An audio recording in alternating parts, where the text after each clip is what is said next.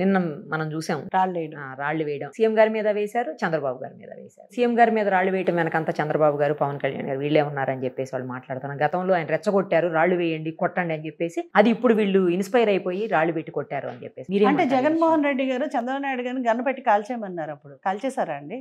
And first of all ఒక CM లెవెల్లో రాయి వేయవలసిన పరిస్థితి ఈ రోజు వచ్చిందంటే పూర్తిగా అది ప్రభుత్వ వైఫల్యం, పోలీసుల వైఫల్యం. అంత క్రౌడ్ లో ఒక రాయి ఇచ్చి కొడుతుంటే మిగతా వాళ్ళందరూ చూస్తూ ఊరుకుంటారండి? How is that possible? First of all పక్కన ఉన్నవాడు ఎవరికి కనిపించిందా రాయి వేస్తున్నది? అండ్ పోలీసులు ఏం చేస్తున్నారు? నిద్రపోతున్నారా?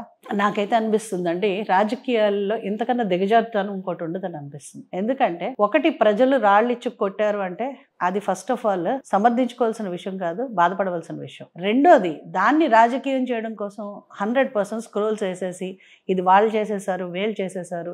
నేనైతే 100% దీన్ని ఖండిస్తున్నానండి. అసలు ఈ చర్యల్ని ఖండిస్తున్నాను, ఈ ప్రాపగాండాని ఖండిస్తున్నాను.